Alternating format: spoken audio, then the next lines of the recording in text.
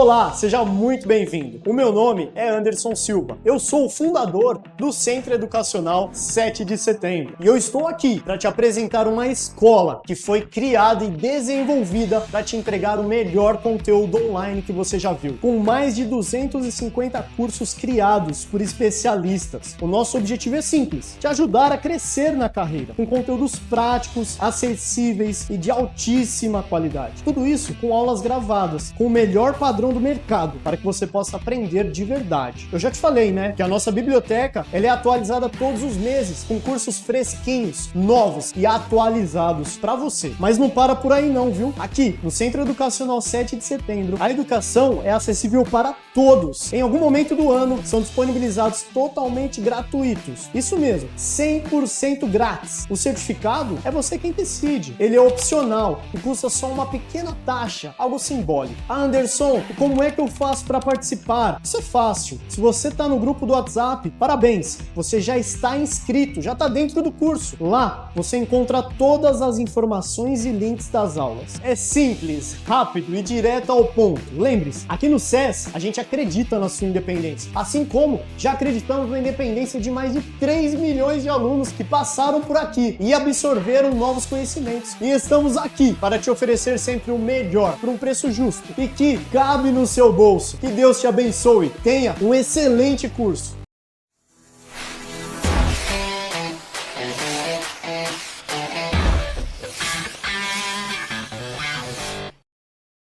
Olá, pessoal, tudo bem? Eu sou a professora Tatiane. Espero que todos estejam bem. Eu espero que todos aproveitem da melhor maneira esse curso e vamos começar a nossa aula. E hoje, na nossa primeira aula, desse nosso curso, a gente vai falar sobre o educador social.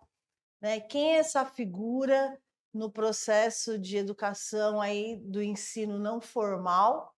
Então, a gente vai falar um pouquinho quem é essa pessoa, qual é o papel dele nesse espaço, quem é esse educador social, o que ele faz, como as coisas acontecem dentro dos espaços como ONGs, projetos sociais. A gente vai falar um pouquinho desses espaços também. Espero que todos gostem e aproveitem bastante. Vamos lá? Vamos começar? Então, o educador social. Então, a gente vai falar um pouquinho sobre a introdução, da educação não formal e a vulnerabilidade social, o que esse educador social tem dentro desse espaço em relação à educação não formal e à vulnerabilidade social. São assuntos aí que permeiam muitos debates, principalmente a vulnerabilidade social, e é isso que a gente quer conversar hoje. Vamos lá. Então, a gente vai falar um pouquinho dessa introdução à educação não formal e à vulnerabilidade social. A gente vai falar um pouquinho de princípios pedagógicos, depois estratégias metodológicas, a inteligência emocional e a resiliência, a construção de relacionamentos e a educação não formal e a vulnerabilidade social. Então, vamos contextualizar, a educação não formal. O que seria, essa educação não formal? Porque existe alguma diferença? O que seria? A definição e importância da educação não formal, que é a educação não formal, refere-se a um processo de aprendizado estruturado e organizado que ocorre fora do sistema educacional formal. Ela inclui atividades educacionais, planejamento, como programas de treinamento, oficinas, cursos de desenvolvimento pessoal e profissional e atividades comunitárias. Então, deu para a gente entender um pouquinho nesse trecho que a educação não formal não é uma coisa aleatória, simplesmente não tem planejamento. Não, existe um planejamento, sim, existe uma estrutura, existe um contexto que vai acontecer diferente do espaço formal. E que seria o espaço formal, São as instituições que a gente já conhece, as escolas, as faculdades, Então, a educação não formal, ela tem uma estrutura assim que a gente vai falar um pouquinho de cada coisa, mas é muito planejado, é muito estruturado. A gente vai acompanhando e vai ver como é que funciona. A importância da educação não formal reside em sua capacidade de flexibilidade, adaptar-se às necessidades específicas dos indivíduos e da comunidade. Então, ó, lembra que eu falei da estrutura de planejamento da educação não formal? Então já começa por aí. Então, precisa haver uma flexibilidade, né, do que vai se planejar. Nada pode ser quadradinho, mas precisa ter o seu planejamento, precisa ter a sua estrutura, seus contextos, né? Então, não é bagunça, vamos lá. Que mais que a gente precisa ter, né, de importante aí nesse formato? Então, essa flexibilidade que eu falei, inclusão, alcançar grupos vulneráveis que muitas vezes são excluídos do sistema formal. Então vamos pensar. Então a gente está fazendo uma divisão. O pessoal que é excluído vai para os espaços de educação não formal? Não é isso. A ideia é que a população que passa por algumas dificuldades, principalmente alguns processos de ensino, né, dentro da escola, é importante que essa criança ou esse adolescente esteja inserido no processo educacional formal. Por quê? Gente, no nosso país a gente tem essa organização de tudo que a gente vai fazer, a gente precisa de um documento, né? Precisa estar documentado que eu estudei, tais etapas de ensino, eu estive cursando tais anos letivos. Então, é importante ter essa documentação no nosso país. Mas isso não tira o contexto de que podemos estar em espaços complementares para isso.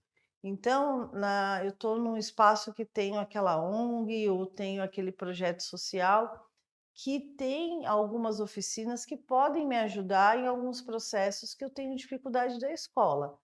Mas lembrando que não estamos usando esses espaços como reforço escolar. Pode ajudar em alguns momentos? Sim, pode ajudar em alguns momentos, mas não é o principal. Ah, estou colocando meu filho ali naquele projeto porque ele vai fazer reforço escolar. Pode ser que aquele espaço tenha um planejamento de um reforço escolar, mas nem todo o espaço tem. Então a gente tem que pensar que esses espaços estão para complementar algumas coisas, trazer um diferencial, trazer novas vivências que muitas vezes no espaço escolar não acontece. Então a gente tem que pensar nessa flexibilidade que eu falei primeiro e agora nessa inclusão. Então, incluir essas crianças ou esses adolescentes nesses espaços é interessante para que a gente traga para eles um leque de opções de outras vivências, né? Então vamos continuar aí o que seria importante. Então eu falei da flexibilidade, acabei de falar da inclusão, então outra questão é complementariedade. Complementar a educação formal, proporcionando habilidades práticas e conhecimentos aplicáveis. Foi o que eu acabei de falar. Complementar o formato de ensino, complementar o que precisa ser feito, ou complementar coisas que a criança ou adolescente já vem vivendo, né, dentro da educação, dentro da escola. Então vamos entender que, por exemplo, aquela criança ou aquele adolescente está com dificuldades em geografia, né? Vou pegar uma disciplina aí bem que complementa muitas coisas. Então a geografia, ele está com dificuldade de entender, né, o que são estados e países, e naquele projeto social que ele foi inserido, né, vai ter atividades como, por exemplo, o ano que a gente está, né, 2024 é um ano olímpico, a gente acabou de passar aí pelas Olimpíadas, e ele vai entender os países, e aí vai ter algumas atividades, vai ter até jogos que vão falar um pouquinho dos países. Não vai complementar um pouquinho de entender o que é a geografia, onde fica cada lugar, o que é o quê? Então, essa é a ideia de você complementar estudos da educação formal. Se uma dificuldade de geografia apareceu, numa atividade um pouco mais lúdica, né, com complementos, a gente consegue trabalhar isso. E é muito legal. E outra que tenho certeza que aquela criança que vai vivenciar essa atividade não vai esquecer como onde os países, estão, o que faz parte, alguns tipos de cultura, né. Pensem sobre isso. Outra questão, né, dessa importância da educação não formal seria o engajamento. O que é o engajamento? Envolver os participantes ativamente no processo de aprendizagem, promovendo uma maior motivação e retenção do conhecimento. Então, cabe um pouquinho do que eu falei também, envolver, né? Vamos continuar com o mesmo exemplo que eu falei aí de atividades diferenciadas, falando um pouco da geografia. Então, quando aquele indivíduo está envolvido na atividade, né, ele consegue entender o que ele está fazendo, o ganho é muito legal, porque ele vai falar sobre isso de uma maneira natural. Nossa, eu aprendi, né, que aquele país fica em tal lugar do continente tal, né, perto do oceano tal, e ele vai falar disso de uma naturalidade que ele, nossa, entendi, né, porque ele estava engajado, entendeu, participou, teve alguma atividade mais lúdica, trouxe algumas pesquisas de um formato diferente do que só pegar, às vezes, o que está descrito no livro. Então, ele se interessou por aquilo e teve significado. Quando você coloca significado, nossa, é outra história, é muito legal. Então, essas importâncias aí da educação não formal, que é a flexibilidade, inclusão, complementaridade e engajamento, é muito bacana. É um processo de planejamento, né, como a gente viu, existe um planejamento, né, e tem como questão de não ser um tema avulso, né, existir um planejamento, a gente pensou em cada contexto, tá certo? Vamos seguir então, vamos lá, vamos entender um pouquinho mais desse educador social e dessa educação não formal aí. Vamos falar um pouquinho de diferenças entre a educação formal, não formal e informal. Nossa, 3, mas a gente não estava falando da educação não formal e a formal? Que é essa informal? Vamos entender um pouquinho. Educação formal. A educação formal, sistemática e hierárquica, oferecida por instituições escolares e acadêmicas, regulamentada por currículos oficiais e conduzida por profissionais qualificados. Vamos desmistificar só uma coisinha desse contexto. A educação formal são as instituições que a gente já conhece, são as escolas públicas ou particulares, né? As universidades também, públicas ou particulares, que estão inseridas num sistema com um currículo, que tem acompanhada por algumas instituições, né? Existe uma grade formal que muitas vezes é o MEC, né, que valida tudo isso, o que a gente já conhece. Então, a criança vai ser inserida numa pré-escola, depois no ensino fundamental, ensino médio, até chegar numa graduação e assim por diante. Então, essas instituições que a gente já conhece faz parte desse conjunto de educação formal, né, que está ali englobado no que a gente já participa e todos nós passamos por isso ou ainda estamos passando, né? Certo? Até aí ficou claro? A única coisa que eu quero desmistificar é conduzida por profissionais qualificados. Quando fala profissionais qualificados, gente, a gente está falando de profissionais, por exemplo, se eu vou contratar um professor para dar aula em uma graduação, normalmente aquele espaço vai pedir se ele fez uma especialização, se ele fez um doutorado. Então, quando se fala de qualificado, estão dizendo desses métodos que esse profissional passou. Isso não quer dizer que se um profissional que não passou por uma especialização, ou até mesmo um doutorado ou um mestrado, ele não está qualificado. Ele está qualificado dentro daquilo que a gente está pedindo, certo? Só para entender que, então o profissional da educação, o educador social não é qualificado e o profissional, né, da educação formal é qualificado. Não é isso. A qualificação vem dentro de um procedimento aí de hierarquia, né, do método de ensino. Então ele passou por uma graduação, se especializou, fez o mestrado, fez o doutorado. Então essas qualificações que ele atingiu no decorrer dos seus estudos. Tá certo? Agora vamos entender o que é educação não formal, que é o que a gente está falando bastante agora. A educação não formal, ela é organizada e planejada, mas ocorre fora do sistema escolar formal. Exemplos incluem cursos de idiomas, treinamentos profissionais, ONGs, projetos sociais e programas comunitários. Então, muitas vezes a gente já ouviu falar: nossa, tem um projeto ali na minha rua, ou no meu bairro tem aquele projeto.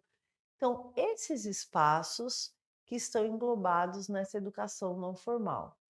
Então a criança tem que passar, como na escola, tem que chegar lá pequenininha e até virar adolescente, quase adulto para sair daquele espaço? Não, né? É preciso entender primeiramente como é que aquele espaço funciona. Então, existe esse projeto social ali no meu bairro, na minha rua, mas como é que ele funciona? O que tem lá de interessante que vai agregar no processo educacional daquela criança ou daquele adolescente? Então, vamos pensar que naquele espaço existem algumas oficinas de arte, de música, né, e oficinas livres, ou até mesmo oficinas ou programas, né, como fala de primeiro emprego, né, inserir o adolescente no mundo do trabalho. Então, eu vou entender como é que funciona aquele espaço, o que eu posso aproveitar e como é que eu tenho que me matricular, como é que eu entro naquele espaço. Entendendo como isso aconteceu, então vai ter dias e horários que tem um planejamento das atividades, ou da oficina, ou do curso, precisa entender todas essas coisas, certo? Entendendo, eu vou conversar com os responsáveis para inserir. E aí eu vou lá 1, 2 vezes na semana, às vezes tem toda semana uma atividade, aí vai ter um projeto que é mais extenso, né, naquele mês. Então, esse esse espaço, esse projeto social precisa ser entendido por aquela população que mora ao redor, né, aquele território que mora ao redor, para entender o que tem e o que a gente pode usufruir daquele espaço. Todos esses espaços têm um planejamento, os profissionais, os educadores, né, tem sua parte administrativa. Então tem um planejamento, tem uma organização, né, não é porque não está dentro do processo educacional formal que nós conhecemos que não exista uma organização bacana dentro desses espaços. Então, se você aí que está assistindo esse curso junto comigo, conhece algum espaço, né, algum projeto social próximo de você, vá conhecer, entenda como é que funciona, né? Se você se interessou, se você já é educador também, né, tenta entender como é que aquele espaço que você trabalha já funciona, como é que a gente pode colaborar com esses espaços, tá? Vamos entender mais um pouquinho? Agora a gente vai falar dessa educação informal. Mas o que é essa educação informal, gente? Educação informal ocorre de maneira espontânea e não estruturada, no dia a dia, através de interações sociais, experiências pessoais, leitura independente e mídias sociais, né? Leitura independente e as mídias sociais. Então é aquele famoso autodidata, né? Existem muitos autodidatas aí, autodidatas da música, outros tipos de conhecimento. Então a educação informal é aquilo que eu busco. Então eu sou um curioso, eu sou um autodidata e vou buscar ali o meu conhecimento de formas mais pessoais. Então eu tenho um foco mais para um assunto, então eu vou buscar aquele assunto. Então, a ideia da educação informal é esse conhecimento pessoal, o que eu gosto, o que eu busco, o que eu quero conhecer um pouquinho mais a fundo. Se necessário, dentro desse meu processo pessoal de busca do conhecimento, eu quiser ingressar em algum espaço para ter um conhecimento mais amplo ou até mesmo uma formalização daquilo, né? Aí é uma busca mais pessoal mesmo, tá certo? Então, deu para entender um pouquinho essa diferença desses 3 formatos de educação que a gente já vem participando aí um pouquinho, que é a educação formal, que a gente já está inserido, a educação informal e essa educação, a educação não formal e a educação informal, que é um método mais pessoal de busca do conhecimento, tá certo?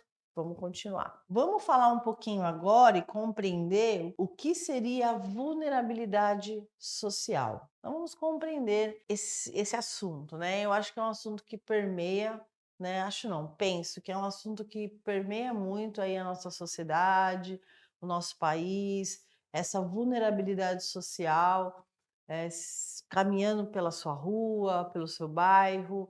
Acredito que você veja essa questão da vulnerabilidade social entre crianças, entre adolescentes, entre adultos, né? E eu não trago nem aqui levantando nenhum tipo de bandeira, mas é uma realidade, né? É uma realidade do nosso país, é uma realidade de onde vivemos e como é que a gente lida com isso, porque a realidade está aí, as questões estão aí. Como é que a gente lida com isso como cidadão, como educador, né? E o que a gente pode colaborar?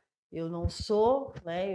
Eu quando falo eu, me considero a educadora ainda, né? Trabalho muito ainda com educação em vários sentidos, mas eu não sou a salvadora da pátria, não sou a super-heroína, mas o que eu consigo colaborar dentro do meu limite e do espaço que eu tenho ali disponível para isso. Então vamos entender um pouquinho o que é essa vulnerabilidade social? A vulnerabilidade social refere-se à condição do indivíduo ou grupos que, devido a uma combinação de fatores socioeconômicos, demográficos e culturais, estão expostos a riscos maiores de sofrerem adversidades e exclusão social. Esses fatores reduzem a capacidade de adaptação e resistência desses indivíduos às situações adversas.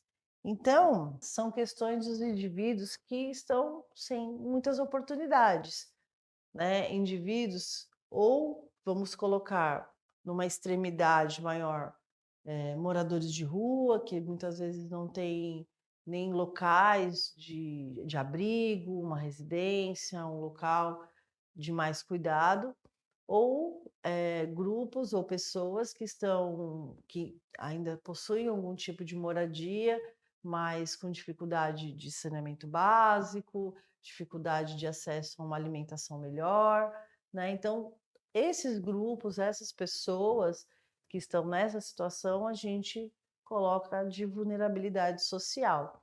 E muitas dessas pessoas, muitas vezes, digo crianças e adolescentes, né, que estão cuidadas por algum adulto, são colocadas nas escolas, né, de ensino formal e muitas vezes nesses espaços de projetos, que fazem muitas vezes contraturnos com as escolas. Então, ela vai para a escola no período da manhã e no período da tarde ela já está nesse projeto fazendo suas atividades livres ou outros tipos de atividades. E fazendo as entrevistas, muitas vezes com os responsáveis, né? Quando eu falo responsáveis, porque muitas vezes não é um pai ou uma mãe, é uma pessoa que cuida, é uma avó, é uma tia, alguém que está ali responsável por aquela criança ou adolescente. Então, essa questão da vulnerabilidade está englobada esses exemplos que eu dei, tá certo? Vamos entender um pouquinho mais a fundo. Fatores que contribuem para a vulnerabilidade. O que acontece? O que contribui para que essa vulnerabilidade das pessoas aconteça, ou se concretize, ou se desenvolva, né? Fatores de contribuição. A pobreza, a falta de recurso financeiro impede o acesso de serviços básicos como a saúde, a educação e uma habitação adequada. Então, eu dei alguns exemplos, mas aqui a gente vai discorrer um pouquinho um por um. Então, eu falei um pouquinho dessa pobreza, essa questão da falta de dinheiro para muitas coisas, ou a falta de acesso para que eu consiga estar numa unidade básica de saúde, não consigo chegar, às vezes fica distante de onde eu moro. Então, a pessoa mora num espaço, mas ela tem que se deslocar muito para passar numa consulta, e às vezes ela não tem o recurso financeiro para isso, então perde essa oportunidade de acessar esses espaços também, dependendo da sua moradia e dos recursos que tem, tá? Agora a questão da violência. Exposição a ambientes inseguros e violentos afeta o bem-estar físico e mental. Então a questão da violência, não somente física, psicológica, ela afeta. Então, se eu estou num espaço que eu tenho que dormir no chão, ou eu passo frio, isso é uma violência, né? Não está ligada somente a uma violência física. Eu não ter um recurso por algum motivo também é uma violência. Então, é importante a gente entender como eu vou tratar essa questão de violência. Eu tenho que entender como essa criança ou esse adolescente, essa família, né, que muitas vezes vai passar por aquele projeto, vai ser acolhida. Então, a violência, muitas vezes, a criança ou adolescente que mora em algum espaço, né, conseguiu ali ter uma estrutura mínima possível, mas sofre algum tipo de violência física, um tipo de violência psicológica. Como é que esse educador que vai ali tratar com ela vai manejar algumas coisas que ela trouxer? Então, é uma das coisas também que permeia aí a vulnerabilidade social, a questão da violência. A violência descrita por diversos fatores. Outra questão, né, que permeia a vulnerabilidade social é a discriminação, preconceito e prática discriminatória, baseada em raça, gênero, orientação sexual, deficiência, entre outros, aumentam a marginalização. Então, a discriminação, ela também está englobada em diversos fatores, né? A discriminação, ela pode estar, como eu falei aqui, na raça, no gênero, a questão do racismo, né? Hoje está bem complicada, né? As discussões, as pessoas, as formas de falar. Então, a questão do gênero, independente do que a pessoa escolha para a sua vida, ela tem que ser acolhida, ela tem que estar inserida nos espaços, né? Então, a discriminação é um fator bem complexo também que está na vulnerabilidade social. Então, esses fatores que eu falei, da pobreza, violência e discriminação, são fatores aí que permeiam a vulnerabilidade social e é o que a gente vê bastante dentro do nosso bairro, dentro da nossa cidade, na nossa rua. Então, o que eu, como, primeiramente, cidadão, consigo colaborar, né? Se eu tenho um espaço próximo na minha casa, uma ONG, um projeto social, o que eu consigo colaborar para isso? E eu, como educador, estando inserido nesses espaços, como é que eu consigo colaborar também? Outros fatores também que permeiam a vulnerabilidade social é o desemprego, que a falta de oportunidade de trabalho estável limita a capacidade de sustento e progresso econômico. Acho que o desemprego é uma coisa bem complexa também que afeta muito o nosso país, né? Quando você está em um lugar, está empregado, minimamente consegue receber ali o seu dinheirinho mensal, você consegue comprar o alimento, consegue comprar algumas coisas para casa, né? Ter um mínimo de estrutura, você vai se ajeitando conforme as coisas vão acontecendo. Quando você está privado disso, né, quando você está desempregado, fica complicado, porque como é que eu vou comprar alimentação, né? Como é que eu vou comprar produtos de higiene para casa e outras coisas que são importantes ali. Então, o desemprego é uma coisa, um fator, né, que está dentro da vulnerabilidade social. E um último fator aqui que a gente colocou foi a baixa escolaridade. A falta de acesso à educação de qualidade, né, uma educação de qualidade, reduz as oportunidades de desenvolvimento pessoal e profissional. Então, essa questão da baixa escolaridade vem muitas vezes pelo desemprego. Então, se o pai ou a mãe da criança está desempregado, muitas vezes a criança se coloca no papel aí de fazer algum tipo de bico, de trabalho para ajudar na renda de casa. E com isso ela sai da escola. E com isso essa baixa escolaridade, né, impede algumas oportunidades, o desenvolvimento. Então, a baixa escolaridade está também dentro desse processo da vulnerabilidade social, uma coisa que a gente tem que prestar atenção.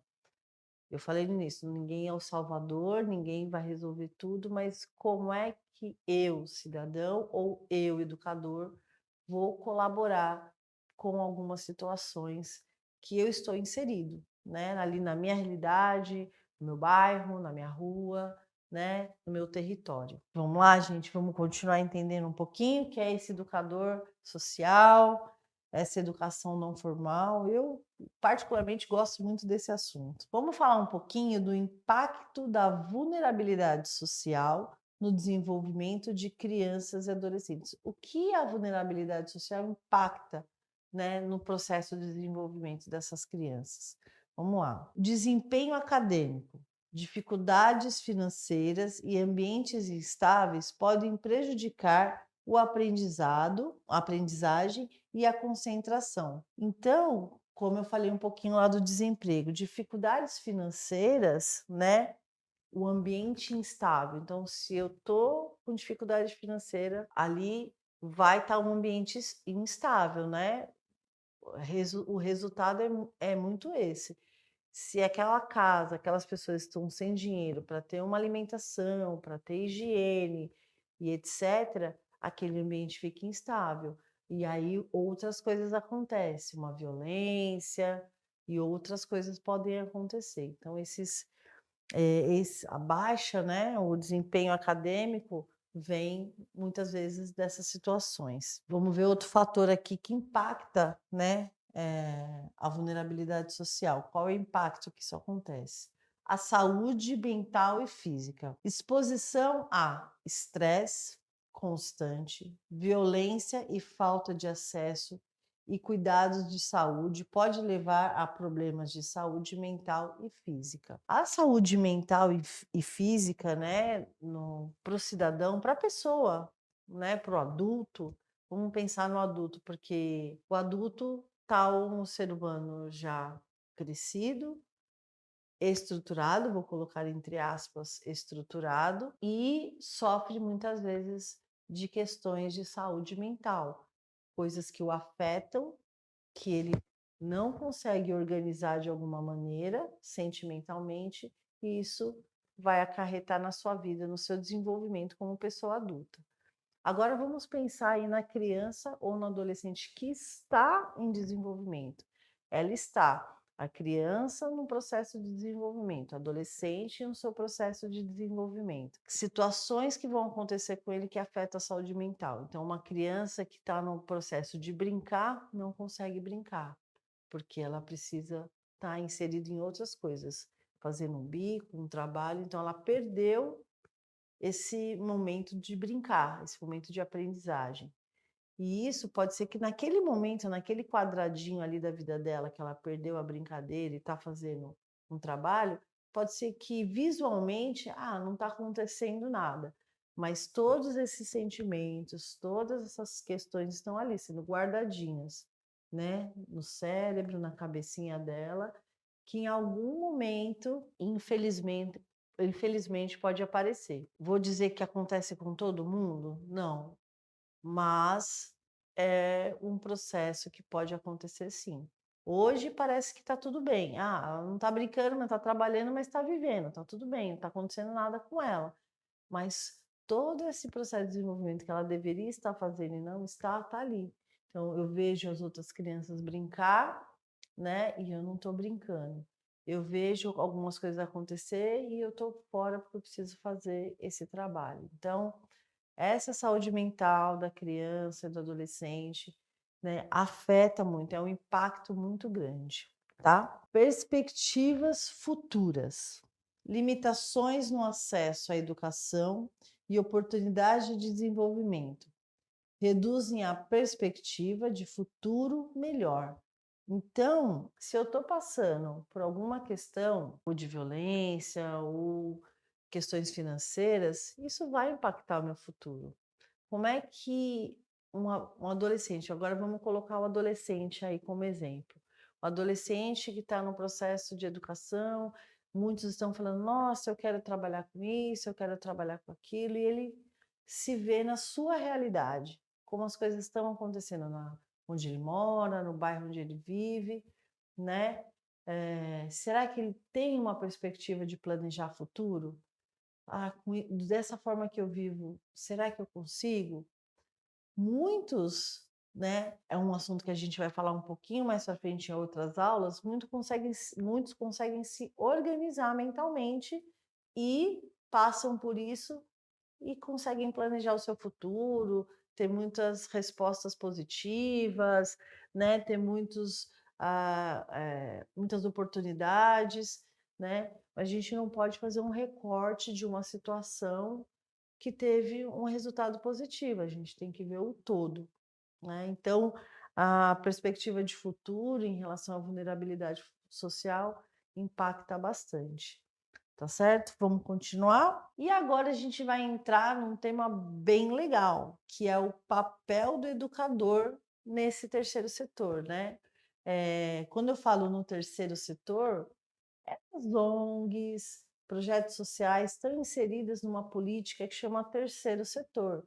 Esse terceiro setor é esse braço da educação não formal, onde as coisas, como eu expliquei, onde atividades acontecem sem ser formalizadas, né, nesse formato que nós já conhecemos das instituições escolares. Então, quem é esse educador social? Qual é o papel dele, o que ele desenvolve? Quem é essa pessoa que está lá?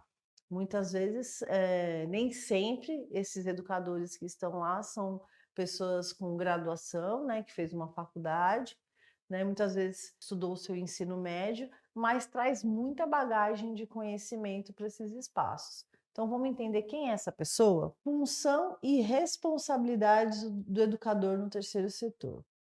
Os educadores, né, dessa organização não governamental e sem fins lucrativos desempenham um papel crucial em educação e capacitação. Oferecem programas educacionais que promovem habilidades e conhecimentos práticos.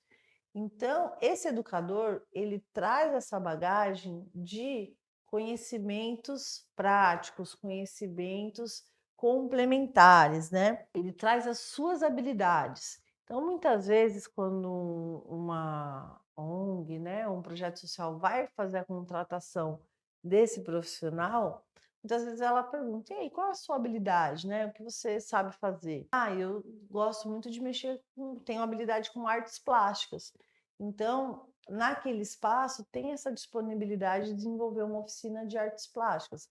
E aquele profissional tem essa habilidade. Então, quando as coisas vão se conversando, né, aquela instituição precisa desse profissional que tem essa habilidade e ele tem essa predisposição, é o que casa. Então, a gente já encontrou um profissional que tem uma habilidade, mas precisa somente dessa habilidade. Então, eu sei mexer com artes plásticas, vamos montar aqui um grupinho e vamos começar a oficina. O que mais que precisa acontecer ali com esse educador social? Vamos ver. Ele precisa ser também um apoio emocional e social. Proporcionam suporte emocional e ajudam a construir redes de apoio. Não, Tati, então você está me dizendo que agora eu tenho que fazer um papel de psicólogo ali com o grupo de criança ou adolescente que eu vou trabalhar? Não, não necessariamente. Esse apoio emocional, muitas vezes, é uma escuta. Essas crianças, esses adolescentes, muitas vezes não têm uma escuta, não têm um acolhimento. E fazer um papel de acolhimento, entender o que aquela criança ou aquele adolescente traz, entender qual as perspectivas que eles têm, qual a visão de mundo que eles têm, está aí no educador social. Esse é o papel, esse apoio emocional. Então, eu sentar, trocar uma ideia, entender, ouvir. Eu sou um ouvinte naquele momento, né? E não necessariamente o que eu ouvir eu já tenho que devolver. Não, olha, você está me falando isso, Então, então você me falou, então você já tem que fazer isso, isso, isso, esse é o caminho, você vai por aqui, você faz isso, faz aquilo. Não necessariamente, você não tem que dar as respostas, você não tem que ser essa pessoa que vai decidir o que aquela criança ou aquele adolescente vai fazer da vidinha deles. Não é isso.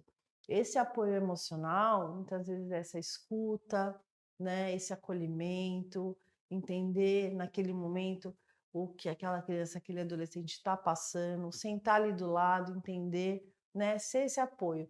Se possível, se esse educador está bem também emocionalmente, né, para receber todas as informações que aquela criança ou adolescente está passando para ele e conseguir ter uma troca, maravilha. Senão, seja essa escuta, seja esse apoio, seja essa pessoa que vai acolher. Se você muitas vezes não consegue dar esse suporte, né, chame ali um colega, né, o coordenador daquele espaço que possa te ajudar, muitas vezes dependendo da situação que é trazida. Mas esse apoio emocional é muitas vezes, né, ser a pessoa que vai acolher, ser um ouvinte, entender, conversar, né, porque muitas vezes essa criança e adolescente só precisa ser ouvida. Ela quer ser ouvida e ninguém escuta o que ela tem para dizer. Tá bom? Outro papel aí que é desse educador social. A advocacia defende os direitos dos indivíduos e comunidades vulneráveis, buscando influenciar políticas públicas. Então agora eu também vou fazer papel de advogado? Não. O que é essa advocacia? O que é essa defesa? Então, se eu estou nesse espaço, comentei um pouquinho aí, no início da aula, eu, como cidadão e como educador, que eu posso colaborar? Então, se eu estou naquele espaço, né, estou trabalhando, fui contratado para trabalhar naquele espaço, né, o que de melhor eu posso proporcionar ali? Pode ser que não seja o emprego dos meus sonhos, né, mas muita gente tem essa facilidade de manejar com esse tipo de trabalho, né, com criança e adolescente. Mas se eu estou ali naquele trabalho, eu me dispus a estar ali, eu comecei naquele espaço, o que eu posso colaborar? Então, precisa de uma frente, de uma fala, não, a gente, nosso espaço precisa ter uma quadra, precisa ter um espaço mais lúdico, uma sala melhor. Então, eu vou defender esses espaços, eu vou ajudar a minha comunidade a melhorar aquele espaço que é para todos, né? Todos estão usufruindo aquele espaço. Então, se eu não tiver nesse papel como educador também de trazer isso, né? Então, eu tenho que rever muitas vezes o que eu estou fazendo ali. Mas a partir do momento que eu me predispus a estar ali, aceitei estar ali, então como eu posso colaborar da melhor maneira? Vamos lá, vamos continuar? Características e competências essenciais para atuar nessa área. Então eu falei, lembra que eu falei, né, do profissional capacitado, né, da educação formal? Né, que tem o seu especialização, sem um mestrado, doutorado. Aqui a gente vai falar um pouquinho o que seria importante eu ter aí de características, de competências que podem me ajudar a ser um bom educador social, que eu posso colaborar da melhor maneira para aquele espaço que eu estou trabalhando. Empatia. A empatia e a sensibilidade. Capacidade de entender e responder às necessidades e experiências dos outros. É uma grande característica. Eu ser empático e sensível, eu estou sempre me colocando no lugar do outro.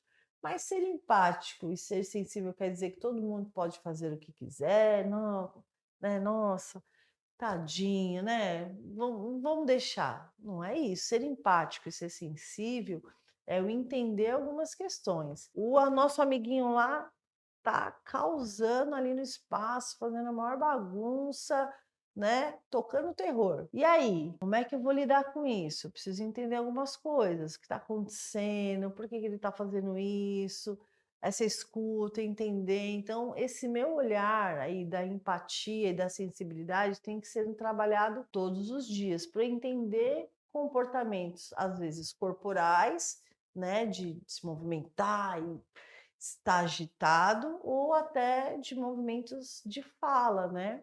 Da comunicação, se não está falando nada, está falando demais, está acontecendo. Então, Essa empatia e sensibilidade, né, é importante. É uma característica bacana, tem que ser trabalhado. Muitas vezes nós adultos perdemos essa empatia e sensibilidade com o tempo, né, pelas durezas da vida, mas isso tem que ser trabalhado todos os dias para a gente estar se colocando no lugar do outro, para a gente entender algumas situações e conseguir resolver da melhor maneira. Uma outra característica aí para esse educador social: comunicação eficaz, habilidade de transmitir informações de forma clara e motivadora. Então, essa comunicação eficaz é importante, porque se eu não me comunico de uma forma clara e objetiva, né, para aquele grupo de crianças e adolescentes, fica complicado, porque eles percebem. Eles percebem e muito eles percebem, né. Se você não está conseguindo ser claro no que você está falando, ser objetivo, né, fazer se compreender, eles percebem. Então essa comunicação tem que ser muito clara, escrever direitinho o que eu vou fazer, né, tá ali firme, você tem que ser firme, objetivo, para eles falarem: "Opa, eu entendi o que ela está falando, eu sei o que eu tenho que fazer", né. Então isso é bem importante. Isso é um treino. Muitas vezes a gente não está habituado com isso, a falar, muitas vezes em público, principalmente se esse educador, né, que foi contratado, não passou por algumas disciplinas, principalmente de didática, que acontece nas graduações, nas faculdades, essa questão da fala fica mais complicado. E tem pessoas que têm uma super facilidade, mesmo não ter passado por nada disso, tem essa facilidade da comunicação. Então, se a gente percebe que tem uma dificuldade com isso, é um treino, tudo é um treino. Então, eu vou falar, vou conversar mais nos grupos aí, quando eu estiver com os amigos, falar mais em público, que isso me ajuda um pouco a desenvolver essa comunicação, certo? Outra competência seria a flexibilidade e adaptabilidade, né? Capacidade de ajustar métodos e abordagens de acordo com as necessidades dos aprendizes, né? Ali das crianças e dos adolescentes. Gente, essa flexibilidade e adaptação ali é a velha carta na manga, né. Eu fiz o meu planejamento, montei ali a minha atividade, minha oficina, minha aula, né, o que eu preciso. Só que aí surgiu outra coisa, um assunto permeou ali no grupo, na roda, e aí, faço o quê? Não, eu tinha minha aula, eu vou dar minha aula e isso aí deixo para depois e passo por isso. Não, ó, escuta, né? Empatia, sensibilidade. Eu tenho que entender o que está acontecendo ali para que eu possa desenvolver, tirar minha cartinha da manga ali e manejar a situação. Então, muitas vezes a gente planeja uma situação que eu vou ter que mudar ali a situação, vou ter que mudar o contexto e dar o meu jeito. Então, é importante ter sempre essa cartinha na manga. E como é que eu tenho essa cartinha na manga? Leitura, estudo, estar por dentro do que está acontecendo naquele grupo, conhecer aquele grupo que eu estou trabalhando. E isso vai te dar conteúdo, né, para você ter essa carta na manga aí. Então, lê bastante, entende esse grupo, conhece essas crianças, esses adolescentes, o que que eles vêm conversando para você poder ter essa questão aí fácil, fácil. Vamos lá. Conhecimento técnico, domínio dos conteúdos e métodos pedagógicos relevantes. Foi o que eu falei agora há pouco, né? Da flexibilidade, a mudança. Mas, mesmo que eu tenha que construir lá uma organização de aulas, eu preciso ter um mínimo de um conteúdo. Não é porque, né, esse educador que for contratado muitas vezes não tem uma graduação que ele não possa ter os seus embasamentos, ter os seus conteúdos. Mas para isso eu preciso estar estudando, eu preciso ler, entender o que está acontecendo no mundo atual, entender o que está acontecendo no nosso país atual, na nossa cidade, no nosso bairro. Então, é importante eu estar sempre atualizado, sempre, sempre. Isso é um fator super importante. E o trabalho em equipe, colaboração com colegas e outras organizações para alcançar os objetivos comuns. A equipe, gente, a equipe é um grande triunfo para o processo. Por quê? É com a troca na equipe, ele tem um saber, ela tem um saber, e a gente vai trocando com isso. né? Não adianta eu sei, não preciso, que isso é bobagem. A gente sempre tem que estar trocando com as pessoas, ele trazer o seu saber, ela trazer o saber dela, para a gente poder agregar e melhorar cada vez mais esse processo de educação desse grupo que a gente está trabalhando, tá certo? Então é super importante essa troca com a equipe. A equipe é uma grande escola também, né? E faz toda a diferença no processo de trabalho quando a gente está com uma equipe bem estruturada, né? Tem diversos fatores, né, que a gente vai encontrar aí, equipes que não estão bem estruturadas, que têm questões, mas isso são questões pontuais. Mas se a gente consegue desenvolver um trabalho em equipe ali, os educadores, né, as equipes administrativas, todos aquele espaço se entendem bem, é legal. Uma coisa que eu aprendi nesse processo aí, principalmente na área da saúde, né, que se fala muito da clínica ampliada. Essa clínica ampliada é essa troca que eu falei agora. Então, se eu sou um profissional de uma área e vou atender com um neurologista, vou atender com um fisioterapeuta, vou atender com um educador físico, né? Então, eu vou trocar. Então, ali naquele atendimento, naquela atividade, ele está com saber que numa outra oportunidade, não sendo o expert naquele assunto, mas eu posso falar um pouquinho sobre aquilo porque eu aprendi com o outro, né? Então, isso é muito legal. E já concluindo um pouquinho, né, da nossa aula de hoje, a gente falou agora qual era o papel desse educador, né, e quem era ele, e fechando, dando um resumo aqui da nossa aula de hoje, a gente falou dessa contextualização da educação não formal, o que que é essa educação não formal, né, como acontece, né, como ela desenvolve. Falamos também da diferença entre os tipos de educação, que a gente falou da educação formal, não formal e informal. A gente falou também de compreender a vulnerabilidade social. O que é essa vulnerabilidade social, né? O que acontece?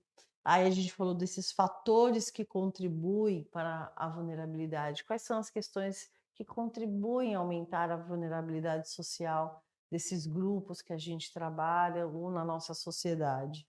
E quais são esses impactos que a vulnerabilidade social pode ali atrapalhar no desenvolvimento das crianças e dos adolescentes? Falamos bastante disso, né, que é bem importante. Falamos aí, acabamos de falar do papel do educador, né, o que esse educador faz nesses espaços, né, e quais são as áreas de atuação que esse educador social pode fazer nesses espaços das ONGs, dos projetos sociais. Então, espero que vocês tenham gostado muito dessa aula, espero que tenha feito sentido para vocês. O educador social, na minha visão, né, eu acredito que é um personagem aí, né, uma pessoa que traz um diferencial na vida das crianças. Se você construir uma coisa bacana para você como um profissional ali naquele espaço, para retribuir para aquele grupo de criança ou adolescente que você está trabalhando. Então, espero que vocês tenham gostado bastante dessa aula, que tenha feito sentido e espero vocês na nossa próxima aula. Até mais, gente!